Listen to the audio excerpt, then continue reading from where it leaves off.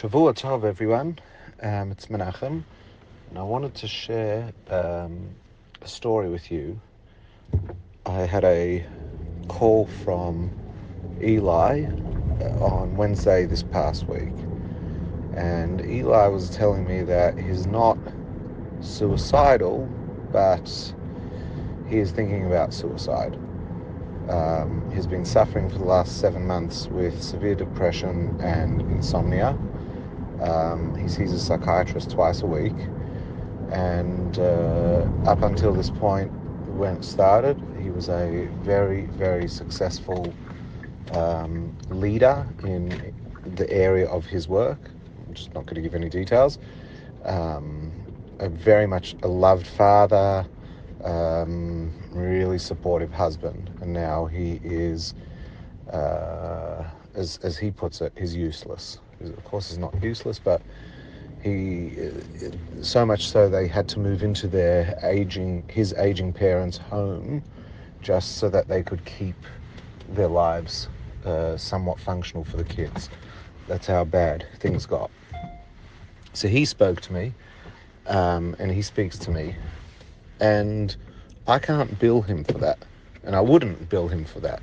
This is a time where he's speaking to his rabbi, as a member of our community, of our wider community, and you can't put a figure on this. Like, what's that worth? I'm not a psychologist. I'm not a psychiatrist. I'm not going to say, hey, Eli, our time is up, or Eli, you can't call me 11 o'clock at night. Diana is a woman who I know very well. She at one point was a very successful actress, and was up and coming young success story in Australian media, and unfortunately got into a rut with drugs and other things, and her life came collapsing down. And I met her because she came to Spiritgrow. She came to shul 1 week. She's not married to a Jewish fellow, and they've got 2 children. But she came. Someone had told her about it, and she came. And she felt very, very loved and just very accepted.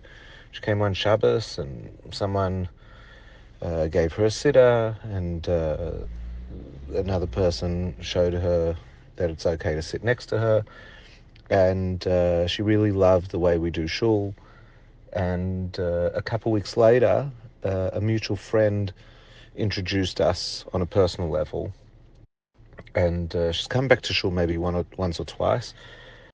She still struggles on a health front, but it gave her so much chizuk and so much strength and a sense of identity, because she lives down Mornington Peninsula way, and not very Jewish.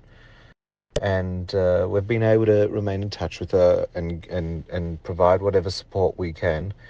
And but it's also her ability in knowing that there's a place like Spiritgrow that she can come. Now, again, is that something like, how do you quantify that financially?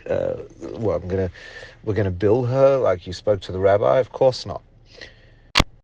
Why I'm sharing this with you is because we run our lectures, and we run our classes, and we run shul, and all of us, I just want you to know, we have no idea how important it is that we are creating a space where people who are going through a moment of struggle, whether it's a moment of where they're in a time of divorce, or they're unable to have kids, or they're anxious about an upcoming death or an upcoming marriage, or what have you, these things, just our being there and a door that people can walk through is priceless.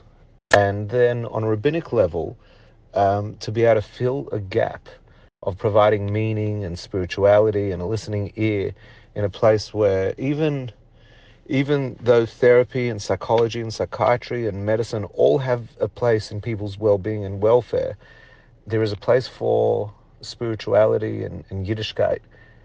And unlike the other arenas, we don't charge for that. We can't charge for that. We can charge for a lecture, you can quantify that. We can charge a high holiday seat. But we can't charge, and we can't even ask sometimes at that time for someone to help support the very organization and the very people that are there to support them.